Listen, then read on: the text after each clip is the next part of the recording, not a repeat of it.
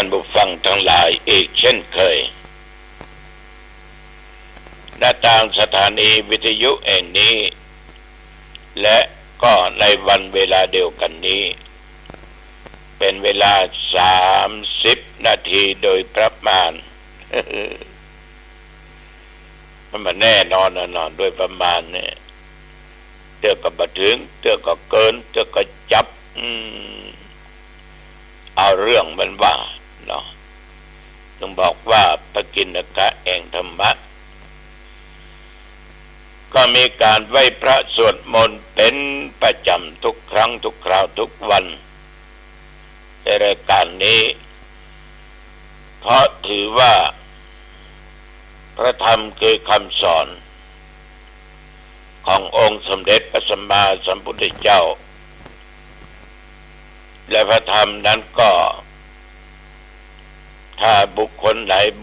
ดปฏิบัติอย่างแท้จริงนั้นความสำเร็จก็เกิดขึ้นแสงสว่างก็เกิดมีมาคือตัวปัญญาพระสงฆ์ก็สำคัญยิ่งเพราะท่านเหล่านั้นเสียสละ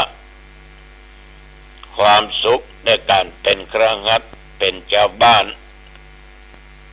ออกบวชศึกษาล่ำเรียนจบปฏิบัติได้ผลดีนำมาประกาศแก่ญาติแก่โยมท่านทั้งหลายได้รับรู้รับฟังได้นำปฏิบัติกันเอาละจ่าไปมาก็กินเวลาไปหลายทีอย่างน้อยก็หลายนาทีอยู่เอามาไหว้พระสวดมนต์กันสถานพร้อมกันไปอะระหังสัมมาสัมพุทโธภควาพระผู้มีพระภาคเจ้าเป็นพระอรหันต์ดับเพลิงกิเลสเพลิงทุกข์สิ้นเชิงตรัสรู้ชอบได้โดยพระองค์เองพุทธังภควันตังอภิวาเทมิข้าพเจ้าอภิวาทพระผู้มีพระภาคเจ้าผู้รู้ผู้ตื่นผู้เบิกบานกราบพระพุทธสวากขาโตภควตาธัมโมพระธรรมเป็นธรรมที่พระผู้มีพระภาคเจ้าตรัสไว้ดีแล้วธัมมังนัมสสามิข้าพเจ้านมัสการพระธรรมกราบพระธรรมสุปฏิปันโนภควโตสาวกสังโฆพระสงฆ์สาวกของพระผู้มีพระภาคเจ้าปฏิบัติดีแล้วสังฆังนัมมามิข้าพเจ้านอบน้อมพระสงฆ์นะโมตัสสะภะคะวะโตขอนอบน้อมแด่พระผู้มีพระภาคเจ้าพระองค์นั้น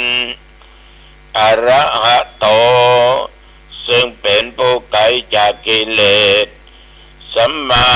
สัมพุทธัสสะตรัสรู้ชอบได้โดยพระองค์เองนะโมตัสสะภะคะวะโตขอนอบน้อมแด่พระผู้มีพระภาคเจ้าพระองค์นั้นอรหะโตซึ่งเป็นผู้ไกลจากกิเลส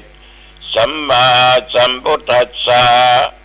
ตรัสรู้ชอบได้โดยพระองค์เองนะโมตัสสะภะคะวะโตขอนอบน้อมแด่พระผู้มีพระภาคเจ้าพระองค์นั้นอรหะโตซึ่งเป็นผู้ไกลจากกิเลสสัมมาสัมพุทธัสสะตรัสรู้ชอบได้โดยพระองค์เองพุทธังสรณังคัจฉามิธัมมังสรณังคัจฉามิสังฆังสรณังคัจฉามิตุติยัมปิพุทธังสรณังคัจ ชามิตุติยัมปิธัมมังสรณังคัจฉามิตุติยัมปิสังฆังสรณังคัจฉามิตติยัมปิพุทธังสรณังคัจฉามิตติยัมปิธัมมังสรณังคัจฉามิตติยัมปิสังฆังสรณังคัจฉามิยะโตอังภะเกเนอริยญาจติยาชาโตนาปิจานามิสันจิจาปานังชีวิตาวโรเปตาเตนะสัจเจนะโสติเตโหตุโสติขัพพัสสะโพชังโคสัตติสังฆาโตธัมมานังวิจโยตถาวิริยัมปิติปัสสติโพชังคาจะตถาปะเรสัมมาทุเปกะโพชังคาสัตเตเตสัพพะทัสสินามุนินาสัมมาทัคขาตาภาวิตาภาหุลิกตาสังวัตตันติอภิญญายะนิพพานายะจัพโพธิยาเอเตนะสัจจวัจเจนะโสติเตโหตุสัพพทาเอกัสสมิงสัมมะเยนะโทโมคคัลลานัญจักกัสสปังกิลาเนตุกิเตติสวาโพชังเจสัตตะเทสะญิเตจะตังอภินันดิตวาโรคามุตจิงสุตังคะเนเอเตนะสัจจวัจเจนะโสติเตโอตุสัพพทาเอกทาธรรมราชาปิ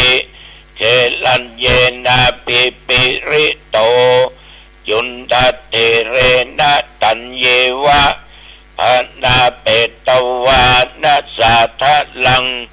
สัมโมติตวาจะอาภาธาตัมบุทธาสิทานะโสเอเตนะสัจจวัจเจนะโสติเตโอตุสัพพทาปะอินาเตจะอาภาธาตินดันนัมปิมะเอสินังมัคคะอัตตะกิเลสวะปัตตานุปติธัมมะตังเอเตนะสัจจวัจเจนะโสติเตโอตุสัพพทาโดยการกล่าวสัจจะนี้ก็จะได้ถวายเป็นพระพรชัยมงคลแด่สมเด็จพระเจ้าลูกเธอเจ้าฟ้าพัชรกิติยาภาขอพระองค์ท่านได้หายจากอาการเจ็บไข้ได้ป่วยการพระประชวรมีพระสุขภาพพละไมอันแข็งแรงขอให้พระองค์ทรงมีพระชนมายุได้100 สาวสายิ่งขึ้นไปขอถวายพระพร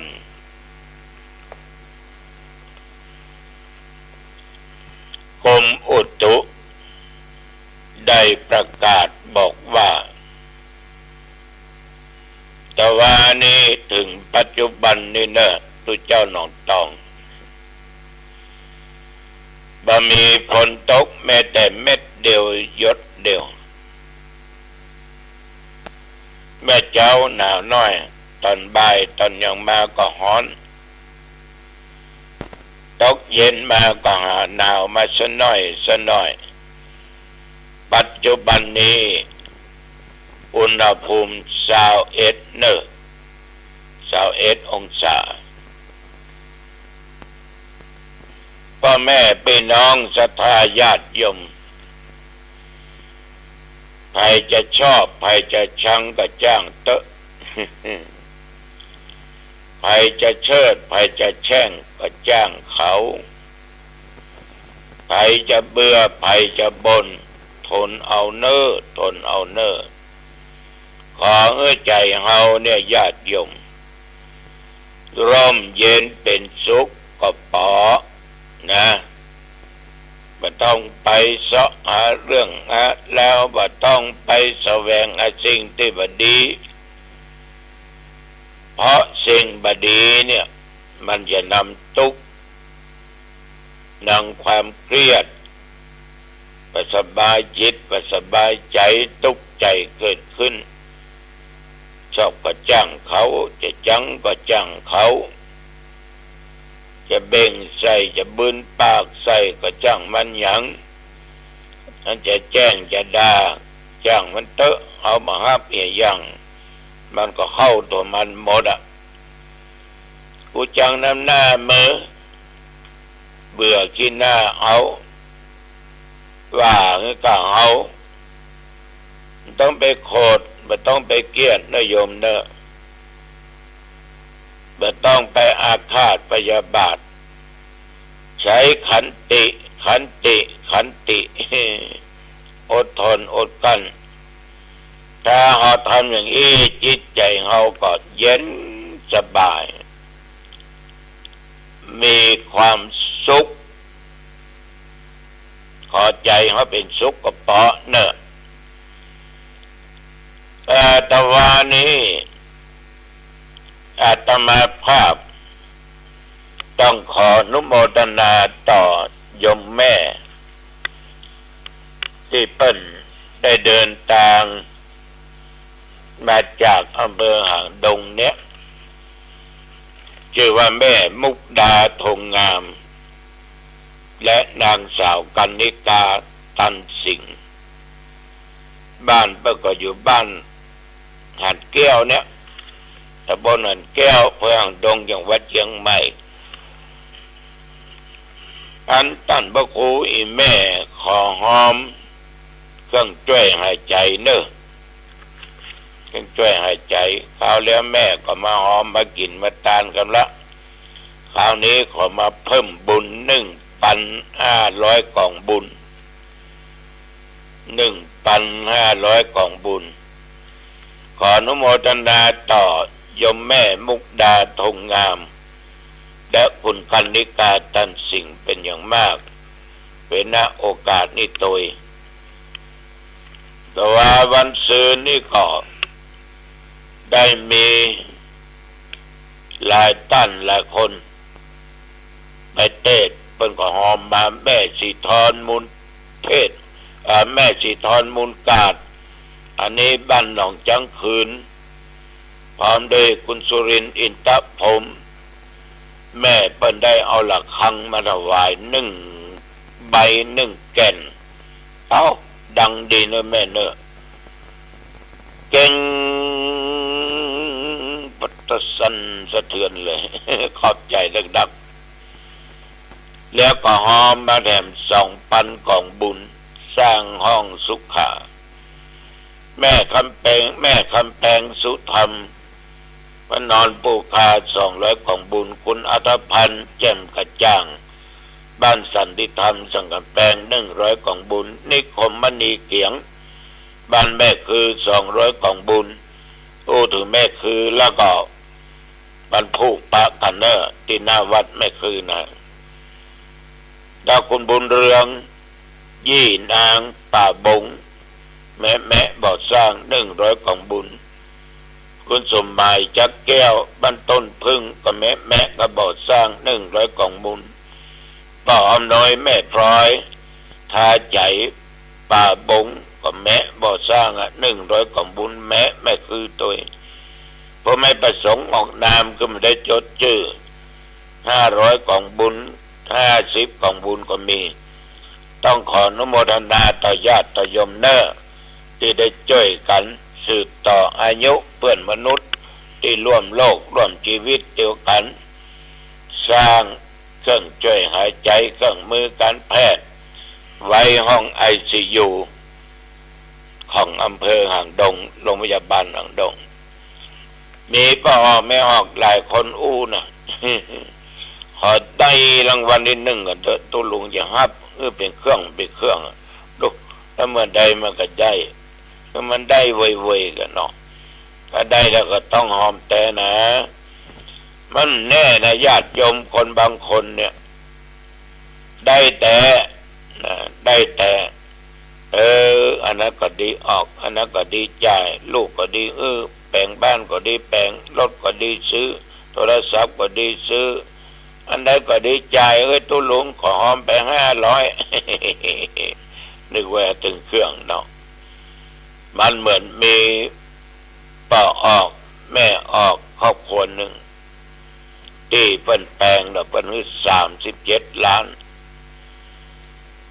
พอดีบังเอิญตู้เจ้าวัดเปิ้นแปลงโบสถ์งบประมาณ5 ล้านอูจาถึงกรรมการวิยาวัจกรเนี่ยเขาได้37 ล้านเด้อครับหมดละถึงได้ปล่อยหลวงไว้ตู้เจ้ากรรมการก็อุ่นใจนอกเนาะแต่บาถึงเดือนได้ขายแต่37 ล้านตู้เจ้าก็ปล่อยหลวงแน่ปีหน้าปีในนี้เสร็จแน่เรียบร้อยแน่ถึง5 ล้าน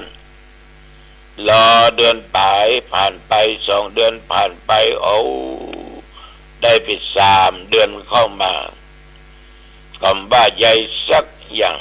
เราเป็นแก่แล้วนะ37นั่นนะกรรมการก็เลยถามดูนะหอมกับหอมออกปากแล้วถึงหอมแต่ก็ยังว่าลูกมีหลายคนคนนั้นก็จะเอาตะอันจะแบ่งจะปันเขาไปซื้อตีป้องซื้อหยังป้องแบ่งบ้านแบ่งจองซื้อหอซื้อเฮือนไหนๆก็หับปากละขอหอม50,000นะ อย่างรถเวยใบรถเวยบอดได้ขายแล้วถึง37หอมอย่าง50,000ก็ดีนะเนาะเพิ่นยังหอมอยู่ดีกว่าเพิ่นมาหอมแต่ ตะวันนี่ก็ดังที่ได้กล่าวแม่มุกดาทองงามเนี่ยกับคุณกันนิกาตันสิงห์เพิ่นมาให้มาหอมซื้อเครื่องมือการแพทย์กินก็ตอนแล้วตะวันนี้ก็ไปเลี้ยงไม่ใช่กี่ก็ตอนก่อนตอนไปเลี้ยงอาหารมื้อเพลนแก่พระสงฆ์องค์เด่นที่เรียกว่าเข้าอบรมบาลีก่อนสอบที่ดอยสัพพัญญูอำเภอหางดงร่วมกับคณะสงฆ์อำเภอสระปีว่าสระปีนี่เปิ้นแกงแค่ปีตาลโลดทอดไข่เนี่ยแล้วก็ท่านเจ้าคณะอำเภอเปิ้นก็เอาเข้านุกงามาตัวลำนี่นะอำเภอหางดงนี่ตะวาก็ไก่ทอดแล้วก็พัดโลหมูกะเนาะตะวานะแล้วก็มีข้าวแตนมีผลไม้ไปเลี้ยงกันตะวาแล้วมีอาหารพิเศษหลายอย่างศรัทธาญาติโยมต้องขออนุโมทนาถึงญาติโยมสระปีและหางดงด้วยเนอะที่ไปจ้อยกันเนอะพอหางดงไปถึงพุทธวิตี 5ไปทอดไก่พระธรรมโมสังโฆ บุญเนี่ยญาติโยมมันต้องเสียสละได้ทุกสิ่งทุกอย่างไปหันตุเจ้าพระเนรเปิ้นฉันกันก็ดีอกดีใจอติมเหลือเนอะแต่ว่าอติมเหลือจะเหลือเน้นอยู่ประมาณ200 กว่าถึงพระปีเลี้ยงอาจารย์ก็อยู่ประมาณ300ก็ออกแม่ออกรู้สึกว่าพระเน้นเนี่ยจะหายไปนักหลายปีก่อนโควิดนี่400 ไป500หรอกนี่หายไปจะนักก็โควิดมาคุมกำเนิดก็หลายปีก็ยังว่าญาติโยมปัญหาคนมาบวชน้อยแล้วเกือบประมีอันนี้ก็ประกาศไปได้หลายวันนั่นน่ะก็ปีนี้ทางคณะสงฆ์อำเภอหางดงมีธรรมาภาพเป็นประธานเปิดรับสมัครบวชปิดภาคฤดูร้อน จะบวชกันวันที่6 เมษายนวันจักรีพ.ศ. 2567เนี่ยรับสมัครละอ่อนตั้งแต่10 ปีขึ้นไปบวชแล้วบัดศึกจะเรียนต่อก็จะเรียนฟรีบวชฟรีเลี้ยงฟรีนะถ้าใครมีลูกเต้าหลานเหลนเป็นพ่อเจ้าพ่อจ้ายอยากจะนำมาบวชก็แจ้งความประสงค์ได้เนอะที่อาตมาภาพ081950371081มันได้เรียนตึงตังโลกตึงตังธรรมมันเป็นลูกหลานที่ดีของพ่อออกแม่ออกญาติโยมฉะนั้นสมัครได้แจ้งความประสงค์ได้ที่วัดหนองตองเนอรับบวชปิดภาคดูร้อนเดือนเมษายนนี้โยมทั้งหลายชีวิตของคนเฮาเนี่ยการบวชการอย่างก็ดีเนี่ยมันเป็นการทดแทนพระคุณของพ่อพระคุณของแม่แต่ดังที่เขากล่าวว่าคุณพ่อ21คุณแม่12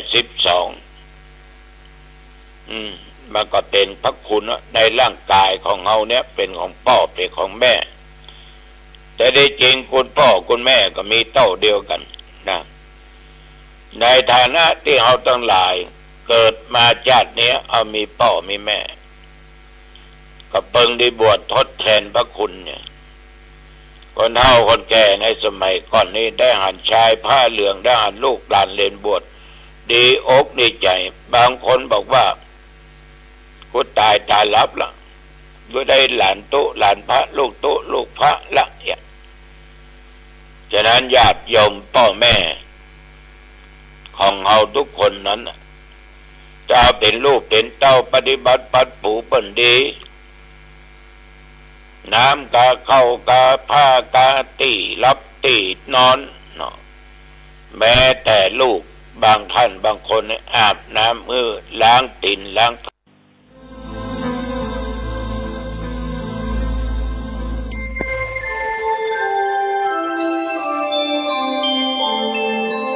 ขณะนี้ท่านกำลังฟังสถานีวิทยุกระจายเสียง FM 104.5 เมกะเฮิรตซ์